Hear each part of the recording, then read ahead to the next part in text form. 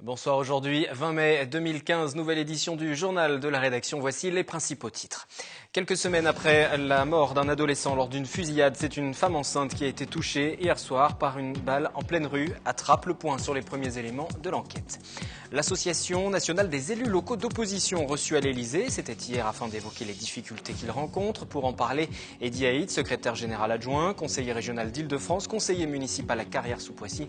C'est l'invité de cette édition. Et puis, le MoDem à la rencontre des chefs d'entreprise. Il y a quelques jours, Marielle de Sarnez et Yann Verling, les deux chefs de file du Parti centriste en Île-de-France, étaient à Versailles. Un déplacement afin de préparer les prochaines régionales.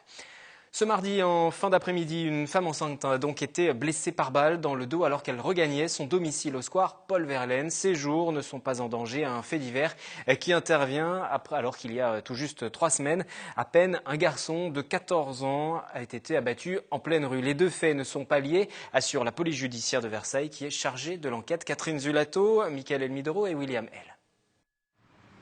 Square Verlaine à Trappes, mardi, fin d'après-midi, les enquêteurs accompagnés de l'équipe cynophile recherchent tous les indices qui pourraient les mettre sur la piste du tireur.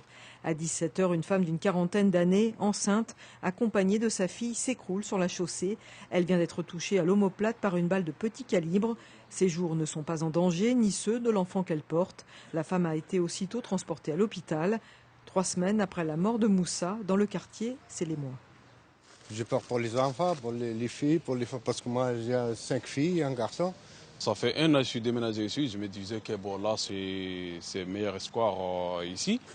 Eh ben, je ne m'attendais pas à ça et ça c'est choquant. Ah, ça m'a surpris, oui. Drame familial, tir volontaire, balles perdues, toutes les hypothèses sont soulevées. Ce mardi soir, à l'issue du conseil municipal de Trappes, des élus réagissaient à l'annonce de ce nouveau fait divers sur la commune. Il faut le prendre évidemment très au sérieux parce que c'est pas admissible qu'on puisse vivre dans les rues de Trappes de telles violences. Une série noire dans un contexte où, et je veux insister sur ce point, lors de ce premier trimestre, à Trappes, tous les faits de violence dans tout ce qui est mesuré, infractions liées au cambriolage, délinquance économique, violence faite aux personnes, trafic de stupéfiants, les chiffres du recul de la délinquance à Trappes sont tous dans des pourcentages qui sont autour de 20% en termes de recul. Maintenant, la question qui se pose, c'est toujours la même, c'est qu'est-ce qu'on fait ? Et malheureusement, depuis 2 semaines, 3 semaines, il y a eu la marche blanche, etc., mais rien n'a changé sur le terrain. Les mêmes causes produiront toujours les mêmes effets. La police municipale de Trappes va toujours être embryonnaire. Je rappelle qu'il y a 3 fois moins de policiers municipaux à Trappes que dans les villes voisines. La question de la vidéosurveillance va rester taboue. L'enquête a été confiée à la police judiciaire de Versailles. Pour l'heure, une certitude, il n'y a pas de lien entre cette affaire et celle qui a secoué la ville le 1er mai dernier. Moussa, 14 ans, avait été tué dans une fusillade par des hommes cagoulés. Le mode opératoire et le type d'armes utilisées ne sont pas les mêmes. Et puis nous en parlions hier, ces faux policiers qui sur l'autoroute A13 détroussaient depuis quelques jours des automobilistes. Le véhicule qu'ils utilisaient a été retrouvé calciné cette nuit à hauteur de Poissy et il avait été dérobé lors d'un cambriolage le 11 mai à Villiers-Saint-Frédéric. Politique à présent avec la réception hier à l'Elysée de l'Association nationale des élus locaux d'opposition. Son secrétaire général adjoint est l'invité de cette édition. Bonsoir Eddy Haït. Bonsoir. Vous êtes également conseiller régional d'Île-de-France PRG et conseiller municipal à Carrières-sous-Poissy dans l'opposition. L'Association nationale des élus locaux d'opposition qui a donc été reçue à l'Elysée. L'objectif de cette rencontre, c'est de défendre un petit peu vos droits tout simplement. Oui, l'occasion avec Clotilde Ripoul, sa présidente, et Jean-Luc Trottignon, conseiller municipal de Rambouillet et vice-président, de présenter l'AELO, l'Association nationale des élus locaux d'opposition, à un conseiller du président, afin de lui rappeler le rôle joué par les élus d'opposition dans les conseils municipaux. Ils ont un rôle important de contre-pouvoir. Ils sont là pour faire vivre la démocratie locale. AELO, donc votre association, c'est une association apolitique. On retrouve toutes les tendances politiques. Oui, vous avez toutes les tendances politiques. C'est en dehors des partis politiques. Je n'ai affilié à aucun parti politique. Elle est indépendante.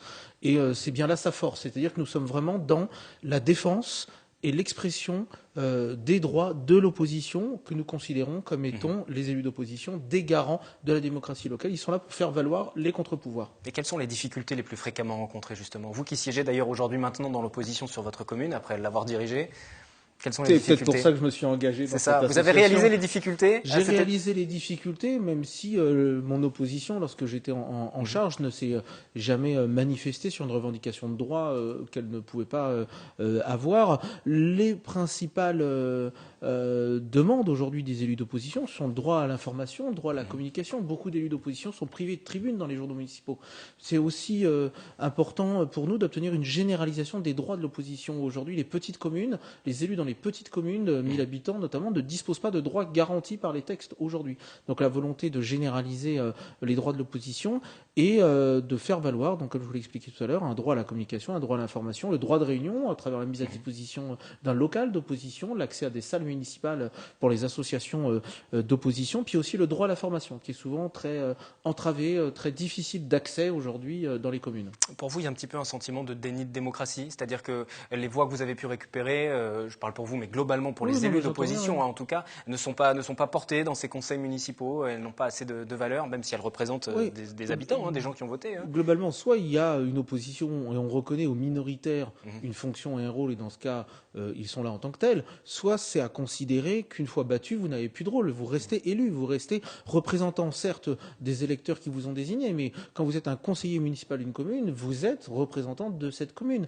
Alors il ne s'agit pas de demander simplement de dire voilà, si la majorité a des cartes de visite, l'opposition a des cartes de visite, c'est pas du tout le sujet. L'objectif, il est de reconnaître un rôle particulier à cette opposition qui est importante aujourd'hui, l'opposition municipale, dans la mesure où les collectivités locales ont de plus en plus de responsabilités et il faut des contre-pouvoirs. C'est la raison pour laquelle on a proposé à l'Élysée la mise en place d'un médiateur national qui viendrait, si vous voulez, faire le tampon entre l'exécutif municipal et l'opposition quand il y a conflit, parce qu'aujourd'hui, le seul recours, c'est le tribunal administratif. Vous parlez des difficultés au sein des conseils municipaux. Est-ce que c'est propre uniquement au sein des conseils municipaux? Est-ce que c'est moins vrai ailleurs? C'est moins vrai dans les autres chambres, comme le conseil régional ou le conseil départemental, puisque là, vous êtes déjà au conseil départemental, vous êtes victorieux. Il n'y a pas de perdant dans un conseil départemental. Quand vous êtes élu dans votre canton, même si vous êtes dans l'opposition à la majorité qui le gère, vous êtes élu de votre canton. Et quand vous êtes au conseil régional, vous appartenez à un groupe politique, à un parti politique, et dans ce cas-là, vous êtes accompagné. Aujourd'hui, l'élu municipal d'opposition est souvent démuni. Il n'a souvent pas d'appui technique ou d'appui politique, parce qu'il ne faut pas oublier qu'au-delà de l'engagement des uns ou des autres, la quasi-majorité des élus municipaux sont sans étiquette. Et donc, cela ne bénéficie pas d'appui particulier. Et même, il ne revient pas aux partis politiques de faire valoir, je dirais simplement, la démocratie locale. L'élu doit pouvoir le faire de par son statut d'élu. Et création d'un statut, mise en place d'un médiateur, c'est quelques-unes des propositions que vous avez portées hier. Quel écho pour ces propositions? Un grand intérêt du conseiller du président, aussi une découverte pour lui de cette association. Il ignorait l'existence. Je rappelle quand même que c'est la seule au niveau national qui est en charge des élus locaux d'opposition. C'est la raison pour laquelle un prochain rendez-vous est fixé pour le mois de septembre avec l'ensemble du bureau, de façon à pouvoir, à ce moment-là, poser clairement sur la table l'évolution des demandes et voir comment elles pourraient être mises en œuvre si ces dernières étaient retenues. Il est clair qu'un médiateur, comme on le pose aujourd'hui, viendrait désengorger le tribunal administratif qui est encombré et viendrait permettre en fait aussi une égalité de traitement. Parce qu'aujourd'hui, si vous attaquez, le maire en place dispose des moyens publics pour se défendre et l'élu d'opposition est souvent démuni. Et donc il faudrait pouvoir rendre obligatoire le passage par le médiateur pour une vraie équité de traitement sur les moyens à disposition pour la justice. Donc ça passerait par une évolution de la loi? Il faudrait des textes législatifs. Évolution de la loi ou du Code général des collectivités territoriales. Mais dans tous les cas, il y a besoin de simplifier tout cela et puis surtout de pacifier les relations dans les conseils municipaux, parce que le citoyen, il veut que les affaires d'une commune fonctionnent. Il n'est pas là pour assister à la chicane politique ou de la querelle stérile. Et un élu d'opposition, même s'il est dans l'opposition, participe à la vie municipale, concourt au bien-être des habitants, et c'est important que tout cela soit fait dans la sérénité. Le but de l'association, c'est aussi de décerner les bons et les mauvais points, les mauvais élèves, les bons élèves. Vous avez listé un petit peu les difficultés rencontrées? Alors il y a effectivement les bonnets d'âne et les Mariannes de la démocratie locale, pour faire vite, en sachant que les bonnets d'âne ne sont pas attribués en fonction d'une appréciation subjective. Le bonnet d'âne de la démocratie locale, enfin des élus locaux d'opposition, est décerné à un maire qui se serait vu condamné au tribunal administratif. Donc c'est très objectif et donc ça n'est pas lié à simplement une appréciation subjective sur tel ou tel comportement. Donc c'est quelque chose qui vient simplement rappeler, je dirais, aux élus qu'ils ont aussi l'obligation à faire respecter le droit. La prochaine étape, donc cette prochaine réunion que vous avez mentionnée. Réunion au mois de septembre à l'Élysée, avec avec l'Association nationale des élus locaux. Et nous avons très prochainement un rendez-vous avec l'Association des maires d'Île-de-France pour voir comment un partenariat pourrait se nouer. Et nous souhaitons aussi pouvoir rencontrer prochainement l'Association des maires de France, de façon à ce que, imaginons qu'un certain nombre d'élus d'opposition dans une commune souhaiteraient adhérer à l'association, que la mairie puisse prendre en charge cette adhésion, comme ça se fait quand vous adhérez à telle ou telle association pour la commune. Donc voilà, une façon de rendre plus équitable un certain nombre de choses dans le fonctionnement municipal. Pour conclure cet entretien, j'ai profité de votre présence en plateau pour parler régional, continuer à parler politique à gauche, puisque vous êtes, je l'ai précisé tout à l'heure, conseiller régional, dans la majorité jusqu'à présent de Jean-Paul Huchon, ce dernier qui ne sera pas candidat, puisque c'est le président de l'Assemblée nationale, Claude Barthelone, qui représentera le Parti socialiste. Votre avis déjà sur ce choix et sur les éventuelles négociations à venir avec le PRG? Alors le président de la région, Jean-Paul Huchon, reste président jusqu'à la fin de l'année, jusqu'au 6 et 13 décembre. On a de gros chantiers comme le pass Navigo à tarif unique à mettre en place, notamment, ainsi que le contrat de plan État-région.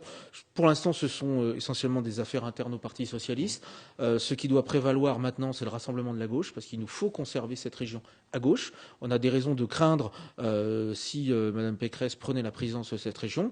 Donc je dirais que je n'ai pas d'appréciation personnelle à apporter, si ce n'est que le bilan aujourd'hui de ces 17 années de région à gauche sont aussi le résultat de l'exercice politique d'un homme fort qui était Jean-Paul Huchon et d'un bilan d'une majorité de gauche rassemblée autour de lui, autour des objectifs politiques que nous nous étions fixés. Donc c'est à mettre à son crédit. Maintenant, une nouvelle séquence... Volonté, vous personnellement, c'est d'être présent sur cette liste dès le premier tour? Moi j'ai la volonté de repartir aux élections régionales pour poursuivre le travail engagé.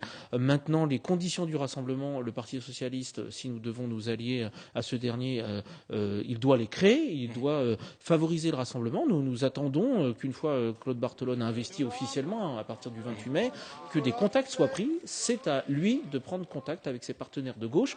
Le rassemblement, oui, au service des Franciliens, bien sûr, et avec l'ensemble des composantes, et notamment le Parti radical de gauche. Je vous propose un micro-trottoir. Dans quelques semaines, il y aura le congrès socialiste de Poitiers, les 5, 6 et 7 juin. Le PS va déterminer ses grandes orientations politiques, renouveler l'ensemble de ses instances. Il y a plusieurs tendances, vous le savez. Faut-il plus de social? C'est la question que nous sommes allés vous poser. Social. Parce que je trouve que le libéralisme aujourd'hui n'apporte pas forcément que du bien. On voit le taux du chômage, on voit tout ce qui se passe aujourd'hui. Donc une gauche moins libérale. Mais bon, le libéralisme fait partie aussi de l'économie. Et on a besoin d'économie. Donc c'est difficile comme réponse. Une gauche plus sociale. Moi, je suis assez déçu perso de l'action gouvernementale. Donc en tant qu'électeur de gauche, je m'attendais à mieux. Plus social, puisque c'est les valeurs que j'ai depuis toujours. C'est une question compliquée parce que en même temps, on comprend les enjeux libéraux qui sont en place, on comprend toute la dynamique de la mondialisation, donc je dirais plus social. Ouais. Plus social, parce que actuellement la gauche qui est au pouvoir, c'est une fausse gauche.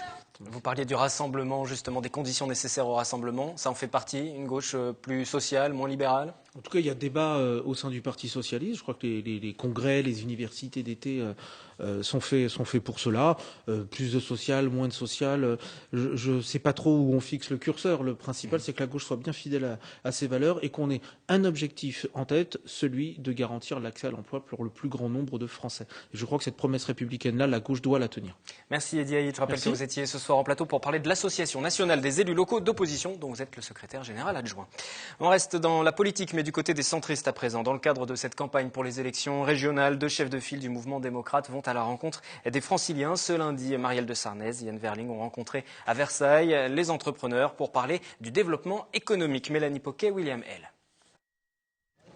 Le candidat tête de liste pour le mouvement démocrate n'est pas encore connu, mais les chefs de file multiplient les déplacements pour échanger autour de thématiques. Ce lundi, c'était autour des entreprises et du développement économique. Nous, on veut une région qui soit aux côtés des entreprises, qui les aide. 30% du temps dans une entreprise, c'est un temps passé à faire des papiers, de l'administratif, de la bureaucratie. Eh bien, moi, je pense que la région pourrait faire ça, par exemple, à la place des entrepreneurs. Et donc, nous sommes là, Yann et moi, pour les écouter, pour les entendre. Beaucoup de petites et moyennes entreprises, surtout les petites entreprises, ont des difficultés à accéder au marché public. C'est des marchés énormes souvent, et nous on veut que ces entreprises puissent y accéder. Donc on veut les aider à pouvoir se rassembler, se regrouper pour répondre à ces marchés publics, parce qu'aujourd'hui il faut être grand, il faut être gros pour pouvoir faire face à une administration trop lourde. Dans les Yvelines, ce sont plus de 48 000 établissements qui ont été recensés. Au premier trimestre 2015, plus de 35 000 entreprises ont été créées en Île-de-France. Le développement économique est l'une des compétences du Conseil régional. Je trouve que justement, il y a trop d'informations partout. Et on a du mal à connaître des questions simples. Donc on aimerait avoir un guichet unique où on répond aux questions emploi et entrepreneuriat. Génération, subvention, les modalités, l'URSSAF, tout ça. Et en fait, c'est diffus partout et je pense que c'est très difficile aujourd'hui pour les gens de s'y retrouver. C'est de savoir quels sont les soutiens dont peut bénéficier une entreprise. Au niveau de la région, tout simplement, c'est diffuser de l'information, passer l'information, parce que un chef d'entreprise, il s'occupe de son entreprise. C'est pas un chasseur de subventions ou d'autres choses. L'Île-de-France représente 29% du PIB de l'Hexagone. Un tout autre sujet à présent, la finale nationale des Olympiades des sciences de l'ingénieur qui s'est déroulée aujourd'hui au Technocentre Renault. C'est à Guyancourt, une compétition qui a réuni une soixantaine d'équipes de lycéens de toute la France. Le reportage est signé Mickaël Elmidoro et William L. Des drones, des robots, une main artificielle qui fonctionne à distance avec des contractions musculaires. Bienvenue à la finale nationale des Olympiades de sciences de l'ingénieur. Cette 6e édition est organisée pour la première fois dans l'antre du Technocentre Renault à Guyancourt. 60 équipes composées chacune de 4 à 5 lycéens ont été sélectionnées pour ce grand rendez-vous. Ce sont les meilleurs lycéens de France. Ces lycéens suivent un enseignement de sciences de l'ingénieur. Aujourd'hui, nous avons les 300 meilleurs lycéens de France. Ils ont déjà été présélectionnés dans des finales académiques partout en France, y compris dans les départements d'outre-mer. Chaque année, nous organisons cet événement. Donc chaque année, nous avons la possibilité de montrer qu'en France, nos jeunes, ils ont du talent. Parmi les jeunes présents sur l'événement, on retrouve Mathieu Tournier et ses collaborateurs. Ces lycéens originaires de Lyon ont inventé le vol sans parachute. Donc ici, l'avion évoluant avec une vitesse dans ce sens, il suffit d'accélérer la personne dans le sens inverse. Donc au départ, la vitesse de cet homme est comme celle de l'avion dans ce sens. Ensuite, en accélérant cette personne, la vitesse se réduit petit à petit pour, à la sortie de la soute, avoir une vitesse horizontale nulle. Il ne reste plus que la vitesse verticale due à la hauteur de chute. Donc ici, Guillaume va appuyer sur les boutons qui vont pouvoir libérer la ventouse magnétique. Et à la libération du magnétisme de la ventouse, la planche et tout ce système sur le chariot en translation va partir vers l'avant de la poutre. La musique était également à l'honneur lors de cet événement avec le Gant Piano. L'innovation fonctionne avec des interrupteurs installés sur le bout des doigts, un produit qui aurait sûrement beaucoup plu à Beethoven ou à Debussy. On a juste à s'imaginer un piano devant soi, on met le gant et on joue.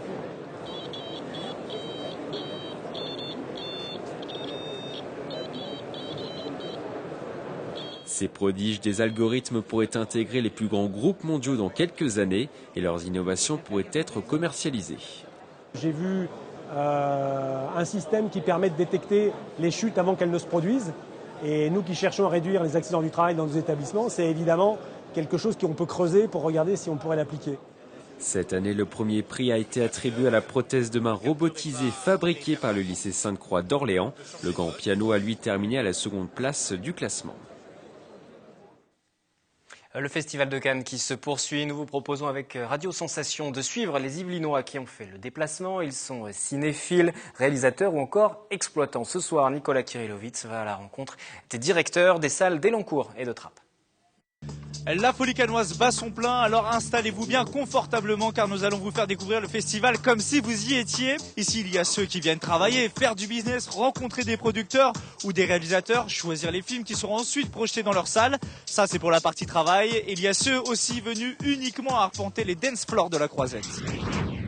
Luc Bocan est directeur du Ciné-7 d'Elancourt. Après 3 ans d'absence, il revient ici sur la Croisette et la magie opère toujours. Ça, c'est rigolo. Ce que j'aime à Cannes, c'est que c'est le grand cirque du cinéma. Enfin, c'est la fête du cinéma mondial. Tout le monde est là. La petite exploitation, la moyenne exploitation, parce que moi je suis un exploitant. Hein, mais il y a aussi des producteurs, distributeurs. Tout le monde se mélange, des comédiens, des gens qu'on connaît, des gens qu'on rencontre. Donc c'est l'occasion à la fois de voir des films, parce que nous on vient surtout pour travailler, pour voir des films, pour pouvoir les programmer, les défendre, les suivre après dans nos salles. Et puis aussi rencontrer des gens, des opportunités, pour monter des projets, travailler ensemble, etc. Voilà, c'est ça Cannes. Puis c'est la fête du cinéma mondial. Une fête à laquelle il faut s'armer de patience. Pour aller voir un film, il est nécessaire parfois de s'y prendre 1 à 2 heures avant la projection, avec en prime une longue file d'attente. Il faut savoir garder sa place. Alors, il y a aussi des fois des incivilités tout à l'heure dans une file d'attente, des gens qui s'insultaient pour une place de cinéma. Bon, c'est quand même enfin, voilà. On vient voir des films, quoi. On ne fait pas la guerre. Donc, il y a vraiment des fois des gens qui s'énervent, qui s'excitent, qui sont prêts à tout pour passer, essayer de gruger, passer devant quelqu'un, etc., etc. Bon, tu rentres pas, c'est le jeu. Voilà, on est à Cannes, on ne va pas pleurer non plus. C'est un moment super agréable dans une année professionnelle pour ceux qui travaillent, hein, voilà, bien sûr. Et dans les longues files d'attente en compagnie des collègues, on partage idées et points de vue sur les films.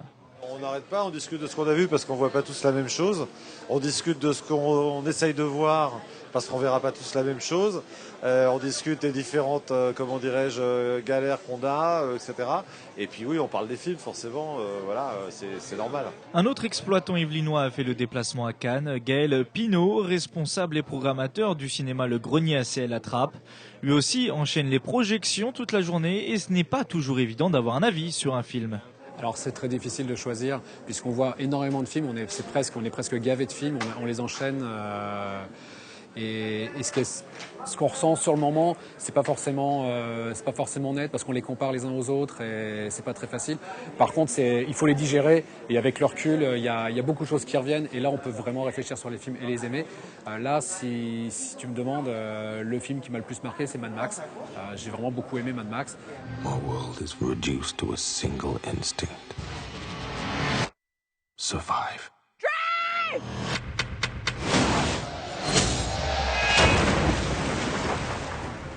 Pour une salle à réessayer, c'est pas forcément le film que je vais le plus programmer. What a lovely day! J'ai beaucoup aimé le Woody Allen. J'ai beaucoup aimé ce Woody Allen par rapport au précédent. C'est vraiment un film que j'ai apprécié et que je programmerai avec grand plaisir et que j'aurais très envie de montrer à mes spectateurs. I hope you're not going to send me back out into the rain without sleeping with me. I'm trying to write. You're blocked. I'm going to unblock you. Gaël Pinault comme Luc Bocan se fixe des objectifs pendant le festival, voire 4 à 5 films par jour, qu'ils soient de la sélection officielle ou dans les sélections parallèles. Un certain regard, la semaine de la critique, la quinzaine des réalisateurs, des invitations qu'ils décrochent grâce à une application. Pour les exploitants, on s'inscrit et là en fait, on a tous les films qu'on a demandés. Alors quand ça s'affiche en rouge, évidemment, ça veut dire qu'on n'a pas de place. Et quand ça s'affiche en vert, ça veut dire qu'on a une place obtenue. Il va y avoir quelques places de distribuées en plus, donc on va essayer de les choper pour aller voir le film. À 11h30. Coup de chance pour nos Yvelinois, ils viennent de décrocher des places pour aller voir le dernier film de Gus Van Sant. Voilà, ça vaut le coup d'attendre. Mais il faut se dépêcher, le film commence dans 10 minutes. Cannes, c'est la fête du cinéma, mais c'est également la course. Nicolas Kirilovitz que l'on retrouvera demain. Il vous donne également rendez-vous chaque jour 9h30, 13h30 sur Radio Sensation 98.4 dans les Yvelines pour encore plus de festivals. Autre festival, Alternatiba, ce sera les 6 et 7 juin à la Verrière, un festival tourné autour de l'environnement, mais pas seulement, il y a également un volet santé. Dans ce cadre, dès ce jeudi au Ciné 7 à Elancourt à 20h, sera projeté le film de Jean-Paul Jaude. Nos enfants nous accuseront. Je vous propose d'écouter Jean-François Crétel, l'un des organisateurs, qui nous explique l'objectif de cette projection suivie d'un débat avec la productrice du film. Alternatiba Santé veut montrer qu'il y a des alternatives au niveau de la santé. Le film aborde l'alimentation et de montrer que notre santé, tout le monde sait que nos amis chinois, la médecine chinoise passant par là, que la santé est forcément une grande partie liée à ce que l'on mange. Donc le film aborde la place de l'alimentation dans notre santé par un exemple qui s'est passé dans une ville du Sud où une ville a décidé de passer ses cantines au bio. Et on voit les petits croche-pieds qu'il y a eu pour mettre tout ça en place. Et le réalisateur, lui, a fait ce film-là parce qu'il a eu aussi des problèmes de santé. Il s'est rendu compte que tous les cochonneries, les produits chimiques, et on ne va pas en faire des tonnes, sont magnifiquement présents dans nos assiettes et c'est pas pour nous faire du bien.